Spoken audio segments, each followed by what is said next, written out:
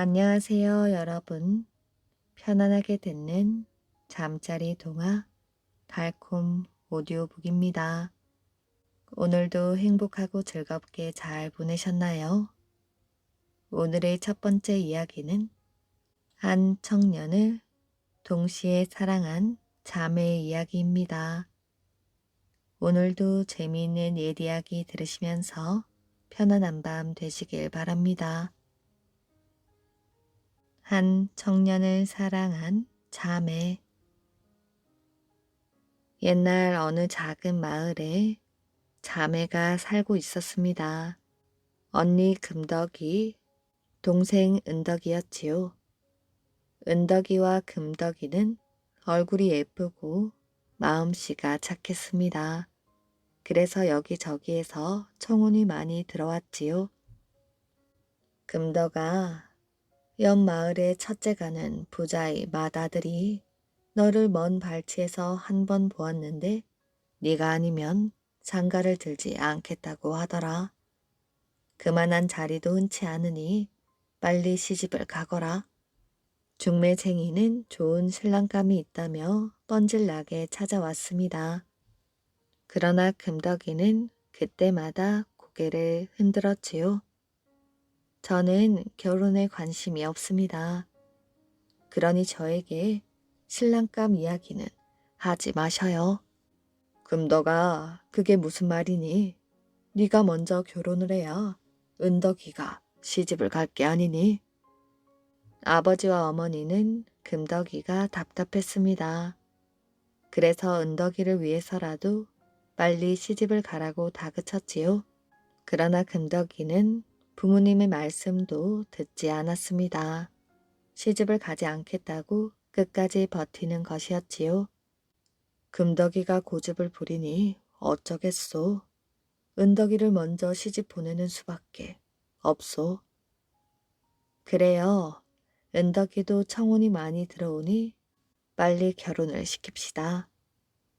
아버지와 어머니는 은덕이에게 결혼을 재촉했습니다. 은덕아, 마을에서 가장 훌륭한 신랑감이 누군지 아니? 바로 제덕이란 청년이란다. 제덕은 지체 높은 가문 출신인 데다가 신라 최고의 미남이지. 그런데 이 청년이 너를 신부로 맞이하고 싶단다. 이런 행운이 또 어디 있니? 그러나 은덕이는 고개를 내저었습니다. 언니를 제쳐두고 제가 먼저 시집 갈 수는 없어요. 그건 도리에 어긋나는 일입니다. 언니 걱정은 하지 말거라. 네가 혼인을 하면 뒤따라 시집을 갈 것이야. 언니도 네가 먼저 시집을 가라고 했어. 아들, 딸 낳고 잘 사는 모습을 꼭 보고 싶대. 은덕이는 아무리 설득해도 듣지 않았습니다. 아버지와 어머니는 화가 났지요. 무슨 아이들이 저 모양이야. 남의 집 딸들은 시집을 보내주지 않는다고 안달을 한다던데. 누가 아니래요. 아이들이 철이 없어 그래요. 금덕이와 은덕이가 시집을 가기 싫어하는 데는 이유가 있었습니다. 두 자매는 옆집에 사는 청년을 똑같이 좋아하고 있었지요. 그 청년은 많은 젊은이들이 우러러보는 화랑이었습니다. 금덕이와 은덕이는 아침 저녁으로 옆집 마당을 훔쳐보는 버릇이 있었습니다. 그 시각이면 청년이 마당으로 나와 무술 연습을 하기 때문이었지요. 청년은 기합 소리를 내며 칼로 허공을 갈랐습니다. 금덕이와 은덕이는 가슴을 두근거리며 그 모습을 바라보았지요. 언니, 너무 멋지다. 그래, 화랑은 역시 다르네. 무술 솜씨가 보통이 아니야. 그러나 두 자매는 서로에게 속마음을 털어놓지 않았습니다. 그래서 그 청년을 동시에 짝사랑하고 있다는 사실을 모르고 있었지요. 이유시긴 하지만 청년은 금덕이, 은덕이 내와 왕래가 없었습니다. 그저 눈인사만 주고받는 정도였습니다. 또한 청년은 아침 저녁마다 금덕이와 은덕이가 자기를 훔쳐보고 있다는 것을 까맣게 모르고 있었지요. 그러던 어느 날 고구려가 전쟁을 일으켜 신라 땅을 쳐들어왔다는 소식이 들렸습니다. 지금 신라군과 고구려군이 치열한 전투를 벌이고 있대. 병사가 모자라 신라군이 밀리고 있단다. 큰일이네. 마지막 방어선이 무너지면 서라벌까지 고구려군이 물밀듯이 몰려올 텐데 마을마다 병사를 모집하러 다닌다니 곧 지원군을 보낼 수 있을 거야. 금덕이, 은덕이 내에도 병사를 모집하러 다니는 사람이 왔습니다. 그는 전쟁터로 보낼 젊은이를 찾으려고 집집마다 돌아다니고 있었지요. 그 사람은 화랑 청년의 집에도 들렀습니다. 청년은 갑옷을 입고 따라 나섰지요. 금덕이와 은덕이는 전쟁터로 떠나는 청년을 담장 너머로 보고 있었습니다. 두 자매의 눈에는 눈물이 그렁그렁 맺혔지요. 금덕이와 은덕이는 눈이 마주쳤습니다. 언니, 울고 있구나.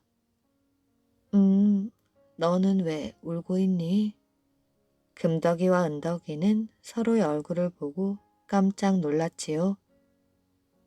언니도 옆집 청년을 좋아하는구나. 동생과 내가 똑같이 그 사람을 좋아하다니. 언니, 내가 양보할게. 옆집 청년이 돌아오면 그 사람과 결혼해. 아니야, 난 그 사람을 금방 잊을 수 있어. 그러니 네가 결혼해. 금덕이와 은덕이는 서로 양보를 하겠다고 옥신각신했습니다. 금덕이가 말하였지요. 은덕아, 우리가 이러고 있을 때가 아니야. 그 사람이 무사히 돌아오길 빌어야지. 언니 말이 맞아. 우리 새벽마다 정성스레 기도하자. 금덕이와 은덕이는 다음 날부터 새벽 일찍 일어났습니다. 그러고는 정화수를 떠놓고 간절히 기도하였지요. 옆집 청년이 전쟁에서 이기고 몸성이 돌아오게 해주십시오. 금덕이와 은덕이는 100일 동안 단 하루도 빠지지 않고 기도했습니다. 그런데 마을에는 날벼락 같은 소식이 날아들었지요. 화랑 청년이 전쟁터에서 죽었다는 것이었습니다. 금덕이와 은덕이는 하늘이 노래졌지요. 슬픔을 견딜 수가 없었습니다. 두 자매는 마을 앞에 있는 연못으로 갔습니다. 그래서 참았던 울음을 터뜨렸지요. 금덕이와 은덕이는 연못 가에서 서로 얼싸안은 채 하루 종일 울었습니다. 그러고 저녁 때 함께 연못 속에 뛰어들었지요. 그 뒤 연못 가에는 못 보던 나무가 두 그루 자라났습니다. 그것은 등나무였지요. 그런데 전쟁이 끝나자 죽은 줄 알았던 화랑 청년이 마을로 돌아왔습니다. 마을 사람들은 깜짝 놀라며 청년에게 금덕이, 은덕이 이야기를 들려주었지요. 청년은 충격을 받았습니다. 나 때문에 아까운 두 생명이 죽었구나. 그들의 사랑을 눈치채지 못하다니. 청년은 연못으로 갔습니다. 연못가에 앉아 연못 물을 들여다보며 두 자매를 생각하였지요. 그러면서 하염없이 눈물을 흘렸습니다. 청년은 슬픔 속에 깊이 잠겨 있다가 끝내 연못 속에 몸을 던졌습니다. 그 뒤 연못가 등나무 옆에는 나무 한 그루가 또 자라났지요. 그것은 팽나무였습니다. 그런데 등나무 두 그루는 약속이나 한 듯이 팽나무를 힘차게 감고 올라갔습니다. 마을 사람들은 그 모습을 보고 말하였지요. 등나무 두 그루는 금덕이와 은별이 넋이고 팽나무는 화랑청년의 넋이야. 살아있을 때 이루지 못한 사랑을 이제야 이루었군. 그 뒤 마을에서는 등나무 꽃을 말려 신혼 부부의 베개에 넣어주면 금슬이 좋아진다고 했습니다. 그래서 많은 부부들이 이 등나무를 찾고 있다고 합니다. 부자에게 빼앗긴 손녀. 백두산 어느 기슭에 사냥을 하며 살아가는 노인이 있었습니다. 노인은 손녀 설아를 데리고 살았지요. 설아야, 낮에는 집안을 깨끗이 치우고 밤에는 문을 꼭 잠그고 자거라. 네, 할아버지, 몸 건강히 다녀오셔요. 어느 날 할아버지는 포수들과 함께 사냥을 떠나게 되었습니다. 할아버지는 사냥을 갈 때마다 설아가 걱정되었지요. 설아가 사는 마을에는 첩을 9이나 둔 부잣집 막둥이가 살았습니다. 설아는 물동이를 이고 가다가 막둥이와 부딪혔지요. 죄송합니다. 정말 죄송합니다. 막둥이는 화를 내려다가 멈추었습니다. 설아의 얼굴을 본 막둥이는 설아를 좋아하게 되었지요. 집으로 돌아온 막둥이는 설아의 모습이 자꾸만 생각이 났습니다. 그래서 중매쟁이 할머니를 불렀지요. 할머니, 혹시 사냥꾼 노인의 손녀를 아십니까? 중매쟁이 할머니는 막둥이의 표정을 보더니 이내 눈치를 챘습니다. 그럼요. 이름 그대로 정말 아름다운 아가씨이지요. 막둥이는 중매쟁이 할머니 귀에 대고 속삭였지요. 설아와 결혼할 수 있도록 해주시오. 그럼 내가 돈을 많이 드리지요. 중매쟁이 할머니는 고개를 끄덕였습니다. 신이 난 중매쟁이 할머니는 냉큼 설아네 집으로 달려갔지요. 설아 씨, 부자 댁에서 심부름을 할 사람을 구한대요. 품삯도 많이 준다고 하니 설아 아가씨가 가는 건 어떻겠어요? 갑작스런 중매쟁이 할머니 말에 설아는 무슨 대답을 해야 할지 몰랐습니다. 할아버지가 없는 사이에 한 푼이라도 벌면 얼마나 좋아요.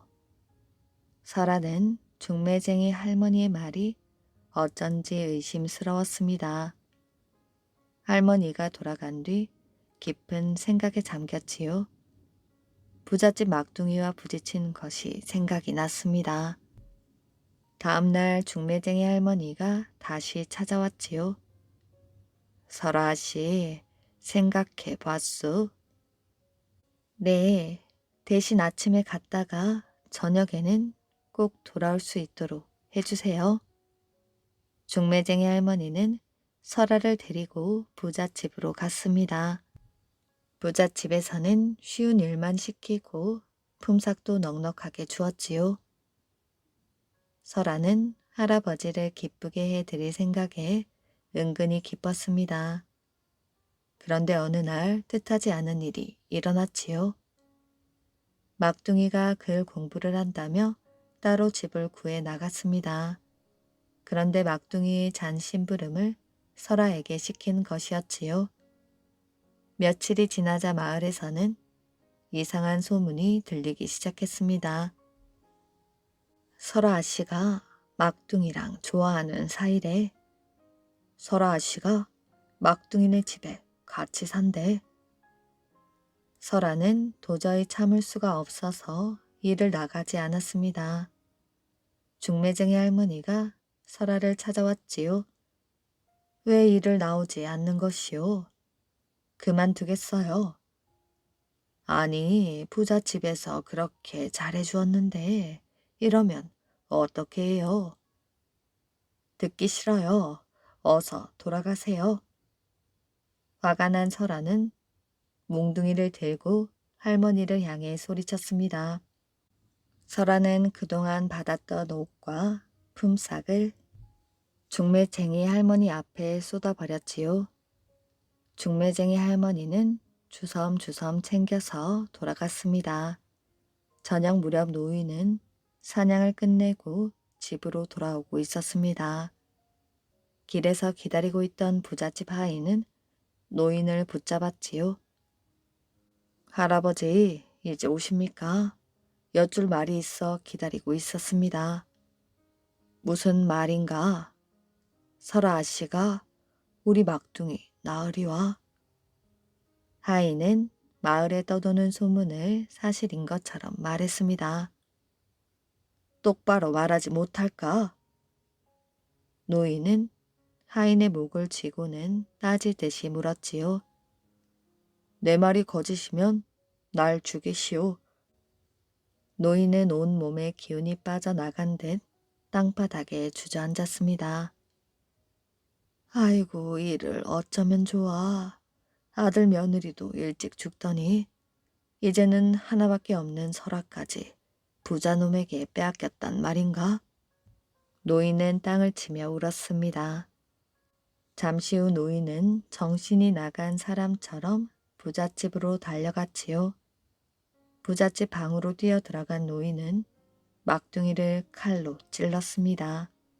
잠시 후 할아버지는 집으로 돌아왔습니다. 할아버지, 이제 오셔요. 설아는 할아버지를 보자마자 눈물이 나왔지요. 네가 어찌 막둥이와 그럴 수가 있느냐? 할아버지, 저는 억울해요. 막둥이가 일부러 거짓말을 퍼뜨린 거예요. 나더러 그 말을 믿으란 말이냐? 이제부터 넌 내 손녀도 아니다. 할아버지는 크게 화를 내며 밖으로 나가버렸습니다. 설아는 울먹이며 할아버지를 찾아 나섰지요. 할아버지는 백두산의 험한 봉우리에 흰 두루마기를 입고 앉아 있었지요. 할아버지, 설아가 큰 소리로 불렀지만 대답이 없었습니다.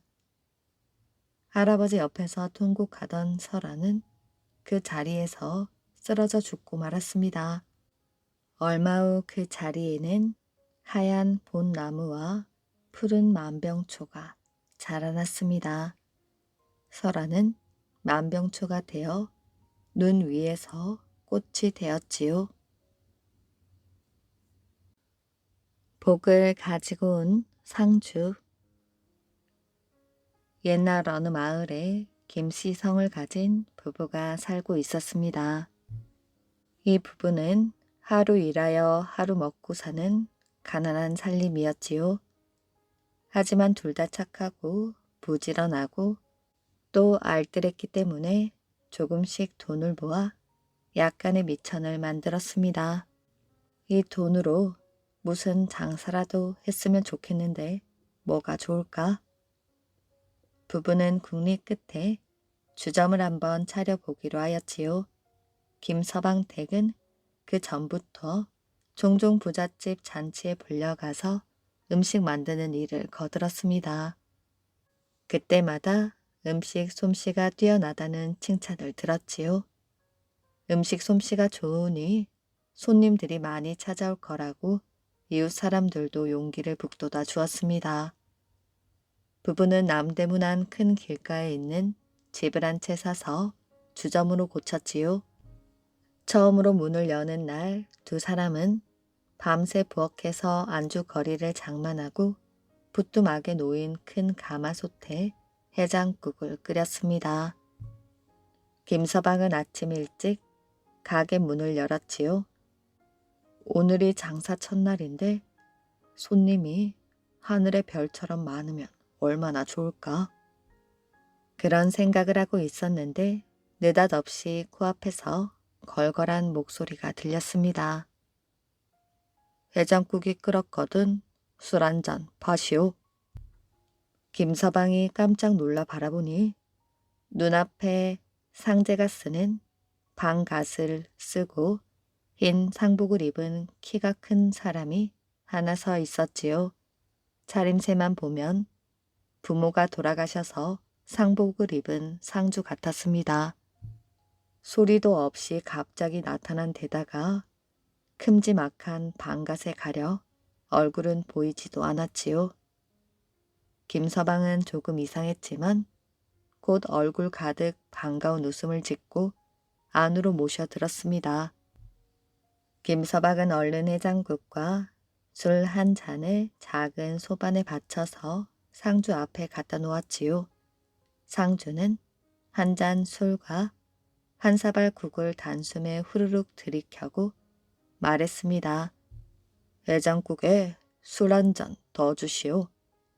김서방은 손님이 배가 많이 고픈가 보다고 생각하며 국 한 사발과 술 한 잔을 처음보다 좀 더 많이 떠서 내다 주었습니다.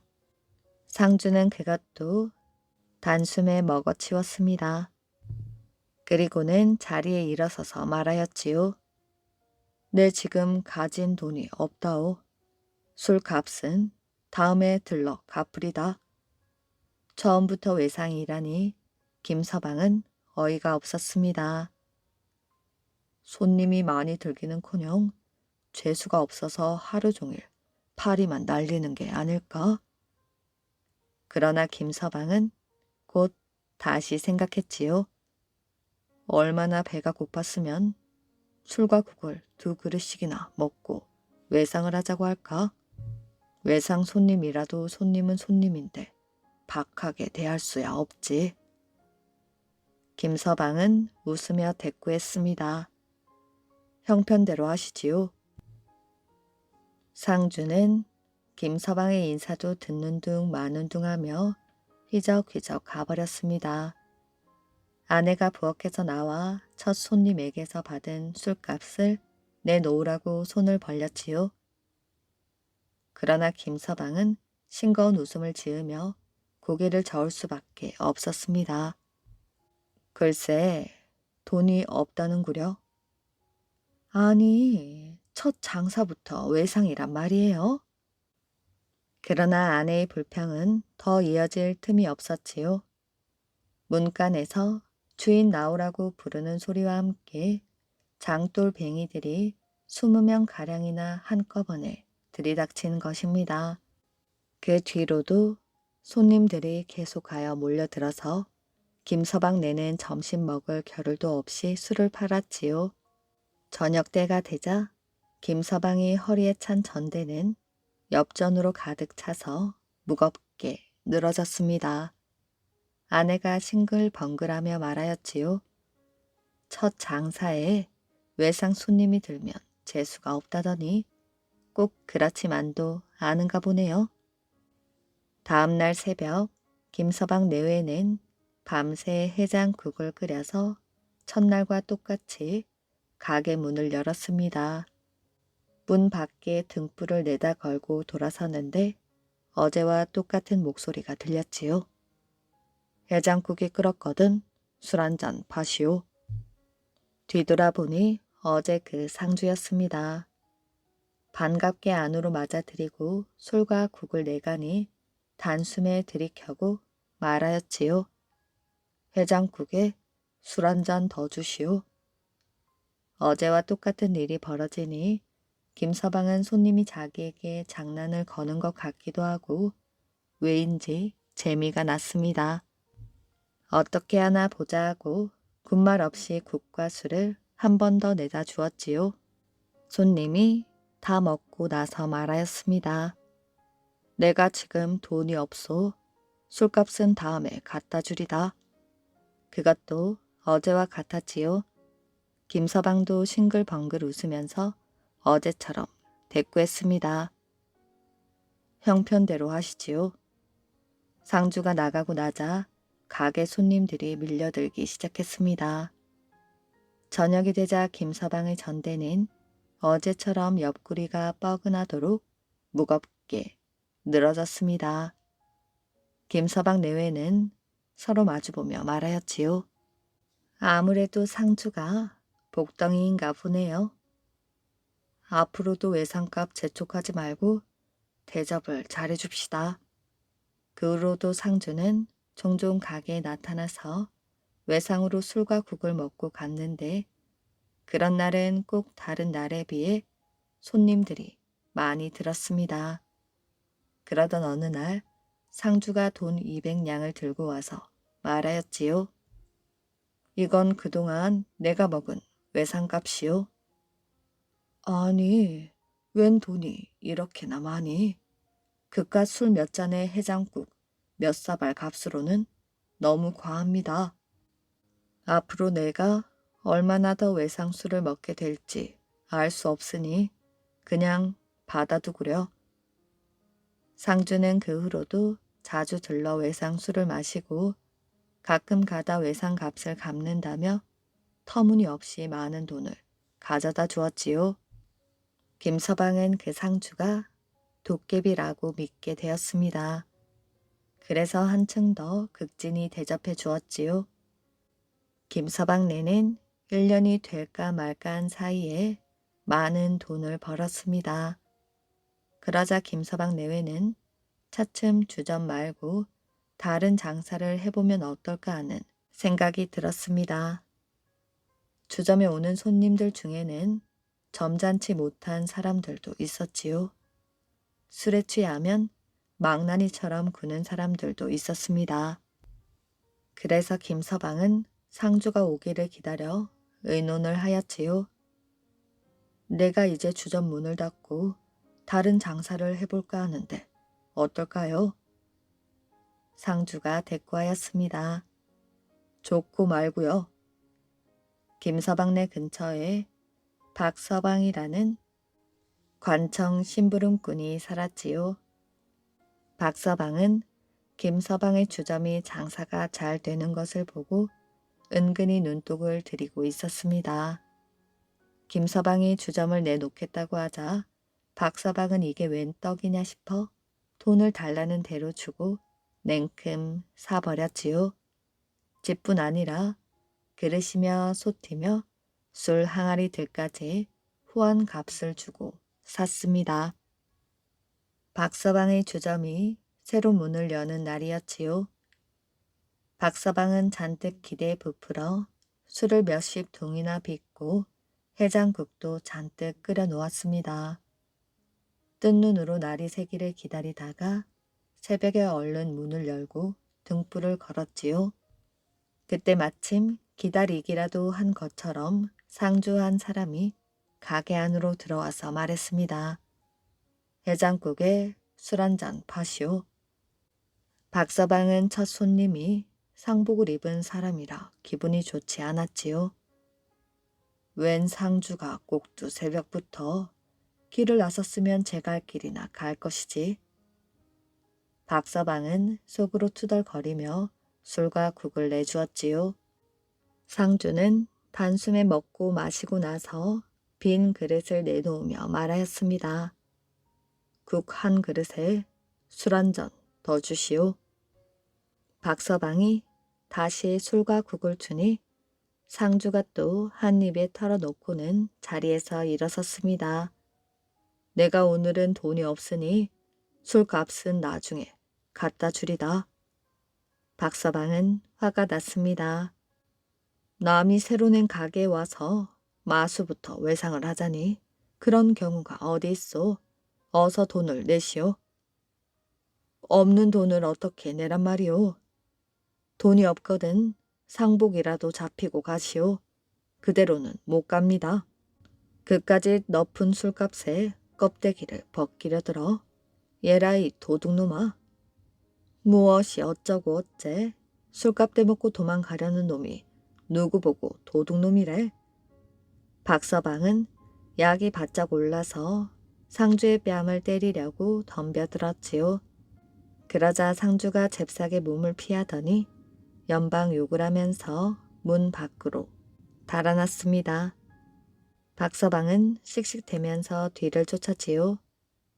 상주의 옷자락이 곧 손에 잡힐 것만 같아서 젖먹던 힘까지 내어 뛰었지요. 그러나 한참 뛰다 보니 방금 눈앞에 보이던 상주가 어디로 갔는지 감쪽같이 사라져 버렸습니다. 박서방은 어리중절하여 사방을 두리번 거렸습니다. 그때 어두컴컴한 저 앞쪽 골목에서 상복 입은 사람이 하나 나와서 천연덕스레 걸어가는 것이 아니겠어요? 박서방은 바로 저놈이다 싶어 불이 나게 뛰어갔지요. 그리고 그 사람의 뒷덜미를 잡고 방갓을 벗긴 다음 얼굴을 주먹으로 힘껏 때렸습니다. 이런 못된 인간아, 남이 새로 개업하는 날에 마수부터 외상술을 마시고 욕까지 하고 도망쳐. 그러고는 뺨을 싸지고 쩔쩔매는 사람의 상복을 벗겨서 방갓과 함께 옆구리에 끼고 주점으로 돌아갔습니다. 그런데 그 사람은 다름 아닌 자기네 큰집 제사에 왔다가 돌아가던 벼슬아치 양반이었지요. 박서방은 사람을 잘못 보고 실수를 한 것이었습니다. 한 번도 본 적 없는 술 장수에게 영문도 모른 채 뺨을 맞고 옷을 빼앗기고 욕까지 먹은 양반은 분하고 창피하기 짝이 없었습니다.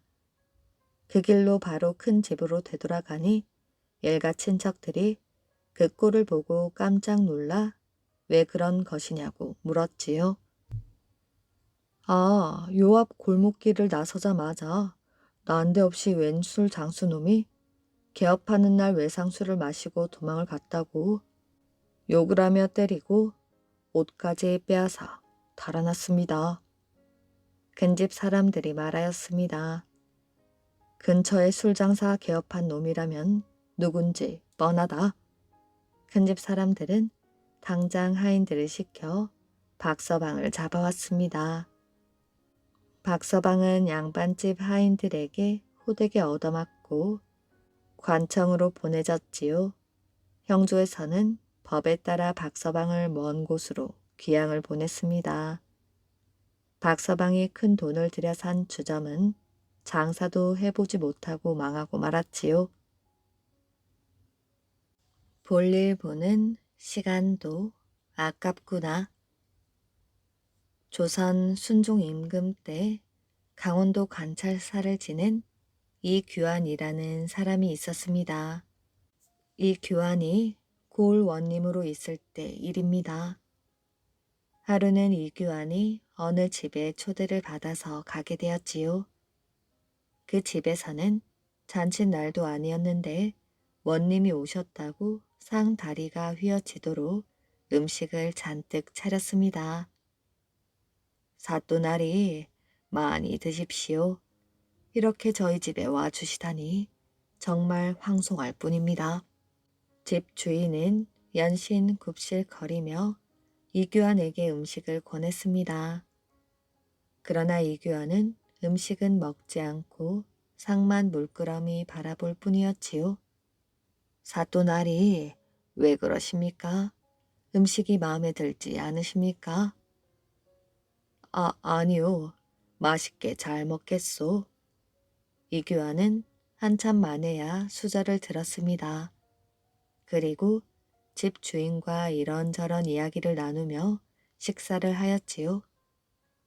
식사를 마친 뒤 이규환이 말했습니다. 뒷간이 어디 있소? 예, 밖으로 나가시면 외양간 옆에 있습니다. 이쪽으로 오시지요. 주인은 이규환이 볼 일을 보러 가는 줄 알고 이규환을 뒷간까지 데려다 주었습니다. 그런데 이규환은 뜻밖에도 이런 말을 하는 것이었지요. 주인장, 내가 오늘 아주 과한 대접을 받은 것 같아 그 값을 하고 싶소. 그러니 똥지게를 좀 가져다 주시겠소? 예? 그게 무슨 말씀이십니까? 집 주인은 어리둥절한 표정을 지었지요. 이것저것 배불리 먹었으니 먹은 만큼 일을 해야 하지 않겠소? 이규환은 외양간 옆에 있던 커다란 나무통을 들고 뒷간에 가서 똥을 퍼 담았습니다. 그러고는 그 통을 지게로 지어 나르는 것이었지요. 집 주인은 어쩔 줄을 몰랐습니다. 사또나리, 이런 일은 아랫사람에게 시키시지요? 아니요. 나는 원래 밥과 국, 세 가지 반찬만 있으면 맛있게 밥을 먹는 사람인데 오늘 이 집에서 너무 분에 넘치는 대접을 받아 그러고 이런 일이 있고 나서부터는 이규환에게 진수성찬을 대접하는 사람은 아무도 없었습니다. 그가 낭비를 싫어하고 검소한 생활을 하는 사람이라는 것을 알았기 때문이지요. 이규환은 소문난 구두쇠였습니다. 그리고 그는 나라 돈이라고 함부로 쓰는 법이 없었지요. 고을을 떠나 다른 지방을 돌아보러 다닐 때에도 객사에 묵지 않고 여행 경비를 아끼기 위하여 낡은 주막에서 묵을 정도였습니다. 또한 이규환은 주막에 들어가서도 쉬는 법이 없었지요. 밤 늦게까지 볏짚으로 집신을 삶거나 대나무로 이쑤시개를 만들어 백성들에게 나누어 주곤 했습니다. 이규환은 관아에서 일을 마친 뒤에도 일손을 놓지 않았지요. 손수 농기구를 만들거나 나무로 세간살이를 만들어 가난한 농부들에게 주었습니다. 그리고 이규환은 백성들에게 뒷간에서도 일하는 원림으로 알려져 있었지요. 볼일을 보는 시간도 아까워 뒷간에서 노끈을 꼬았습니다. 그리고 그렇게 꼰 노끈으로 그물을 만들어 고기잡이하는 백성들에게 나누어 주었지요. 이렇듯 이규환은 백성들을 위해 쉬지 않고 일을 하는 구두쇠 원님으로 이름이 높았다고 합니다. 찰떡바위 이야기. 옛날 어느 마을에 대장간이 있었습니다. 대장장이는 아들과 함께 숯불 앞에서 땀을 흘리며 농기구를 만들었지요. 그때 만 부자가 찾아왔습니다. 이 사람아, 우리 집에 갑자기 연장이 필요하네. 오늘 중으로 5개만 만들어주게. 내 저녁을 푸짐하게 차려줄 것이야. 만부자 어른이 차려주는 저녁은 먹지 않아도 괜찮습니다. 품삯으로 쌀 5말은 받아야겠소. 대장 장인은 여러 번 부자에게 속은 터라 품삯을 아예 높게 불렀습니다. 그 값에 하겠다면 하시고 말겠으면 가시오.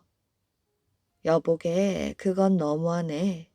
우리 오늘만 보고 내일은 안 볼 텐가? 싫으면 그만두시고요. 알겠네. 그렇게 함세. 만부자는 뒷짐을 지고 돌아갔습니다. 이 마을에는 나무꾼 총각도 살고 있었지요.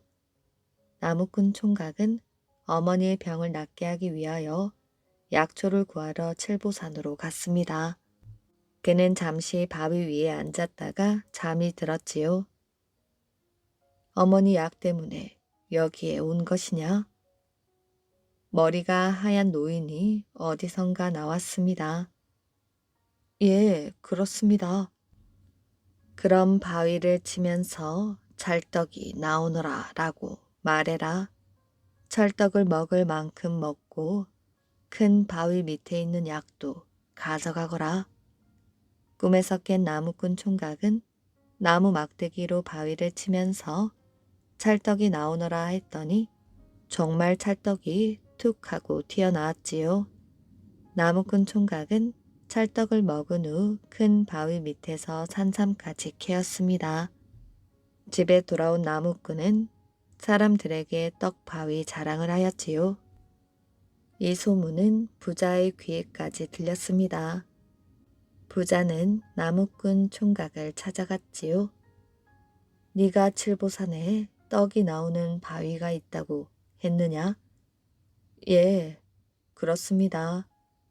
바위를 나무 막대기로 치면서 찰떡이 나오너라 하면 찰떡이 나옵니다. 고개를 끄덕이던 만부자는 나무꾼 총각의 귀에 대고 속삭였습니다. 칠보산에 떡바위가 있다는 소문은 거짓말이라고 다시 소문을 내거라. 나무꾼 총각은 어이가 없었지요. 다른 사람이 떡바위를 뽑아가기 전에 얼른 가서 가져와야겠구나. 다음날 저녁 만부자는 쌀 5마를 가지고 대장간으로 갔습니다. 내 품삯을 넉넉하게 줄 터이니 같이 가주게나. 떡바위를 들고 오려면 대장장이처럼 힘센 사람이 필요했던 것이었습니다. 품삯은 얼마나 주시겠소? 쌀 5마를 주겠네.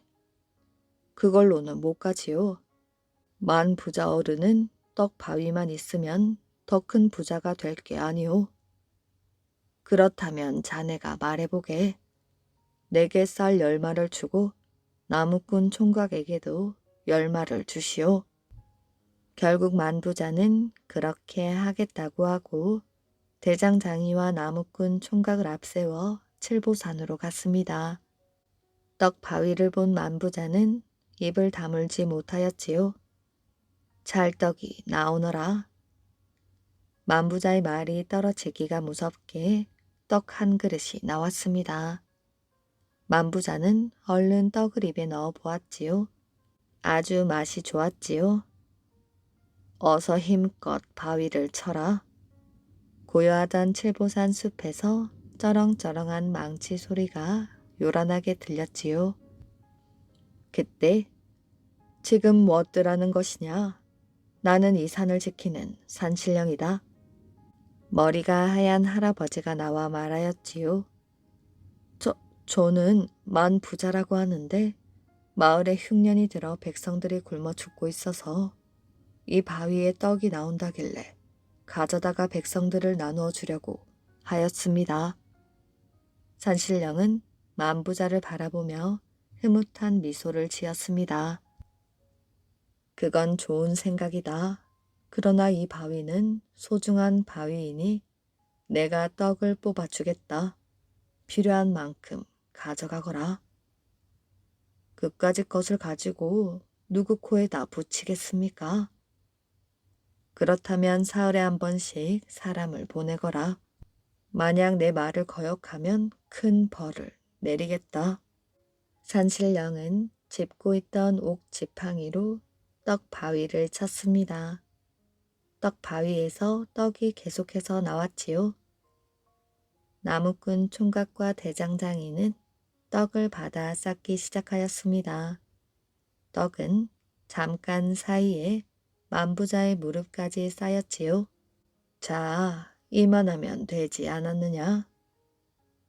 이쯤이면 돌아가면서 먹을 것밖에 되지 않습니다. 산신령은 다시 옥 지팡이로 바위를 쳐 떡을 뽑아 주었습니다. 떡은 만부자의 배꼽까지 쌓였지요. 산신령님, 이건 내일 아침 먹을 것밖에는 안 됩니다. 니놈이 이제 보니 욕심쟁이에다가 거짓말까지 했구나. 산신령님, 무슨 말씀이십니까? 우리 집에 찾아오는 손님들을 대접하자면 아직도 모자랍니다. 만부자의 억지에 대장장이가 보다 못해 끼어들었지요. 만부자 어른, 이 많은 떡을 어떻게 지고 가시려고 그러십니까? 그러자 만부자는 버럭 화를 내었습니다. 남의 속도 모르면서 무슨 소리를 하는 것이냐? 오늘 못 가져가면 내일 가져가면 되고 내일 못 가져가면 모레 가져가면 될 게 아니냐? 대장장이와 나무꾼 총각은 어이가 없었지요. 만부자는 미친 사람처럼 떡을 더 달라고 소리를 쳤습니다. 산신령은 한꺼번에 떡을 만부자에게 안겨주고는 어디론가 사라져 버렸지요. 만부자는 산신령이 준 떡에 파묻혀 빠져나오지 못했습니다. 지금도 칠보산에 가면 찰떡 무덤처럼 생긴 바위가 있는데 그것이 세상 사람들의 웃음거리가 된 찰떡 바위라고 합니다. 가마소. 옛날 어느 마을에 가마소라 불리는 곳이 있었는데 소죽을 끓이는 가마솥 같다고 해서 생긴 이름이지요. 그 바로 밑에는 구시소가 있었습니다. 구시소 역시 소 먹이를 주는 그릇인 구시처럼 생겼다 하여 붙여진 이름이지요. 그런데 아주 먼 옛날 마을 아이 한 명이 가마소에서 멱을 감다가 빠져 죽는 일이 생겼습니다. 그러자 그 아이 부모가 더 이상 아이들이 죽어서는 안 된다고 생각하고 앞장서서 가마소를 메우기 위해 돌과 자갈, 흙 등을 퍼날랐지요. 그 모습을 보고 마을 사람들도 힘을 합하여 가마소를 메웠지요. 그런데 희한하게도 그 다음 날 장대비가 쏟아져 물길이 한 차례 휩쓸고 가더니 다시 원래대로 되고 말았습니다. 망연자실해 있던 아이 부모는 다시 팔을 걷어붙이고 나섰고 며칠 만에 소를 다시 메웠지요. 그런데 멀쩡하던 하늘에 먹구름이 끼더니 폭우가 쏟아졌고 역시 가마소는 예전 그 모습이었습니다. 마을 사람들은 신이 조화를 부리는 것이라 믿었지요.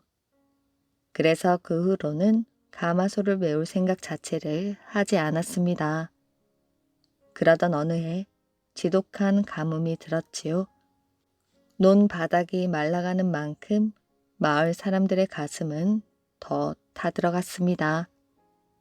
그러던 어느 날 마을 사람 가운데 한 명이 묘한 제안을 하였지요.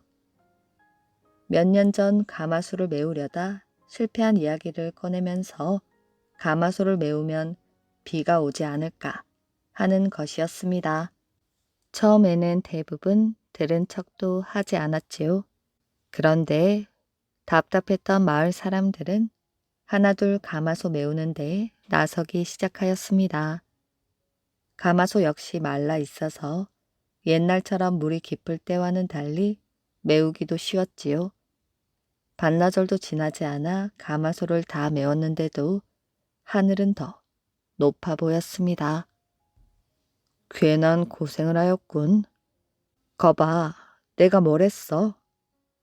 괜한 고생을 하였다고 다들 투덜거리며 마을로 돌아가는 순간 하늘에서 마른 번개가 치더니 이내 먹구름이 하늘을 가렸습니다.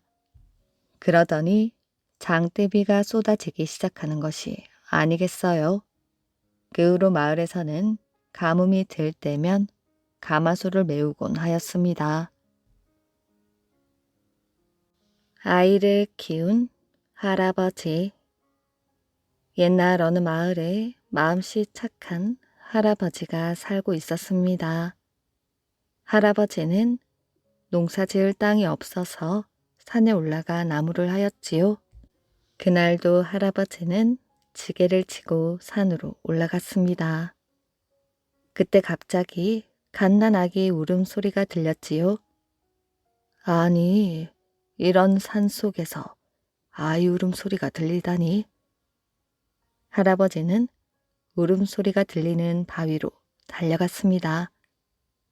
바위 위에는 갓난아이가 울고 있었지요. 이런 불쌍한 것 같으니라고. 할아버지는 얼른 저고리를 벗어 아이를 꼭 감싸 안았습니다. 할아버지는 나무할 생각도 잊은 채 집으로 달려왔지요. 그날부터 할아버지는 갓난아이를 친자식처럼 키웠습니다. 아이는 하루가 다르게 쑥쑥 자랐지요. 마을 사람들은 나중에 커서 큰 장수가 되라고 장쇠라고 불렀습니다. 장쇠는 또래 아이보다 힘도 세고 덩치도 컸지요. 할아버지, 제가 나무를 해올 테니 좀 쉬세요. 장쇠는 할아버지의 지게를 빼앗으려고 했습니다. 아니다. 넌 아직 집안일을 하기엔 어리단다.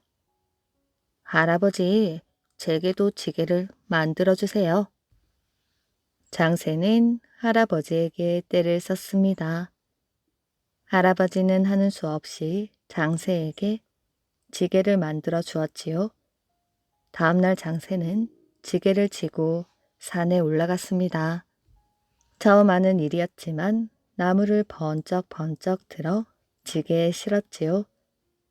할아버지는 장새를 흐뭇하게 바라보았습니다. 그런데 다음날 나무를 하러 간 장새가 늦도록 돌아오지 않았지요. 할아버지는 마당에 나와 안절부절 못하고 있었습니다. 기다리다 못한 할아버지는 마을 사람들과 함께 장새를 찾으러 나갔지요. 어두운 산 골짜기로 들어서자 집채만한 나무가 다가왔습니다. 아니, 저건 뭐지? 할아버지와 마을 사람들은 깜짝 놀라 바라보기만 하였지요. 장새가 큰 나무를 지게에 지고 성큼성큼 다가오는 것이었지요. 그러던 어느 날 나라의 도둑이 쳐들어왔다는 소식이 들렸습니다. 그놈들이 글쎄 백성들을 못살게 굴고 물건도 빼앗아간대요. 마을에는 도둑들의 소문이 퍼지기 시작했습니다. 이 소문을 들은 장새는 할아버지 앞에 앉았습니다. 할아버지, 제가 가서 그놈들을 물리치겠어요. 할아버지는 장새를 칭찬하였지요. 다음날 장새는 길을 떠났습니다. 장새가 어느 산 비탈을 걷고 있을 때였지요. 갑자기 어디선가 이상한 바람 소리가 들렸습니다. 주변을 둘러보니 큰 바위가 금방 쓰러질 듯 움직였지요. 장새는 얼른 바위가 있는 곳으로 달려갔습니다. 바위 밑에 갑옷을 입은 장수가 코를 골며 자고 있었지요. 장수의 콧바람이 어찌나 센지 바위가 흔들흔들 하였습니다. 여보시오, 어서 일어나시오. 장새는 잠자고 있던 장수를 흔들어 깨운 뒤 바위를 발로 걷어찼습니다. 바위는 가볍게 날아가더니 강으로 풍덩 떨어졌지요. 이를 본 장수는 깜짝 놀라 눈이 휘둥그레졌습니다. 제발 한 번만 용서해 주시오. 장수는 잘못한 것도 없으면서 싹싹 빌었지요. 그게 무슨 말씀이시오? 오히려 내가 낮잠을 깨웠으니 제 잘못이지요. 그럼 지금 어디로 가는 길이오? 나는 나라의 도둑을 잡으러 가는 길이오. 그럼 나도 같이 가겠소. 두 사람은 고개를 넘어 도둑을 잡으러 갔습니다. 두 사람은 넓은 강을 보며 길을 걷고 있었지요. 그런데 이상하게도 강물이 순식간에 줄었다가 다시 넘쳤다가 하는 것이었습니다. 두 사람은 강 주변을 살펴보았지요.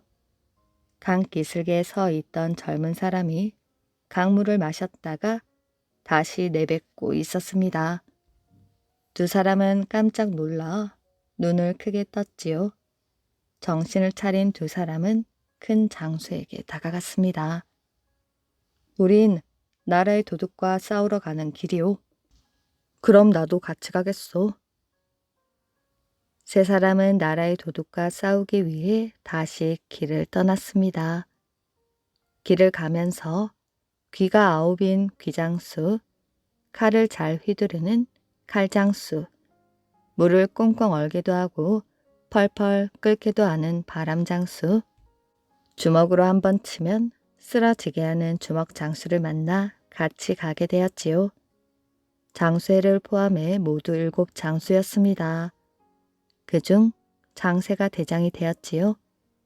7장수는 날이 저물어 어느 동네에 도착하게 되었습니다. 그때 머리가 하얀 할머니가 맨발로 달려왔지요. 여보시오, 저 산 너머 마을에 도둑들이 쳐들어와 불을 지르고 사람들을 마구 잡아가고 있어요. 할머니는 숨을 헐떡거리며 도와달라고 했습니다. 7장수는 급히 산 너머로 뛰어갔지요. 먼저 귀장수가 소나무 밑에 엎드려 귀를 기울였습니다. 말을 탄 도둑들이 새까맣게 몰려오고 있어요. 일곱 장수는 어둠 속에 몸을 숨긴 채 도둑들이 나타나기를 기다렸습니다. 다음 날 새벽 도둑들이 몰려왔지요. 칼장수야, 도둑들의 목을 모두 베어라. 장쇠가 바위 위에 올라가 소리쳤습니다. 칼장수는 칼을 휘둘렀지요. 도둑들은 말에서 떨어지며 비명을 질렀습니다. 잠시 후 도둑의 대장이 소리를 질렀지요.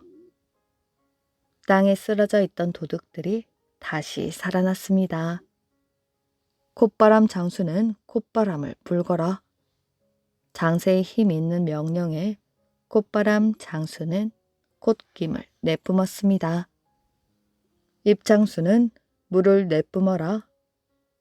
입장수는 입에 있던 물을 내뿜어 바다로 만들었습니다. 공중으로 날아올랐던 도둑들이 깊은 물속으로 떨어졌지요. 바람 장수는 바람을 불어 물을 꽁꽁 얼려라. 바람 장수는 장수의 명령이 떨어지자마자 찬 바람을 일으켰습니다. 순식간에 물은 꽁꽁 얼어붙었지요. 도둑들은 물 위로 목만 내놓고 꽁꽁 얼어버렸습니다. 이야기 재미있게 잘 들으셨나요? 오늘의 이야기는 여기까지입니다. 오늘도 이야기를 들어주셔서 정말 감사합니다. 오늘도 편안한 밤 되시길 바랍니다.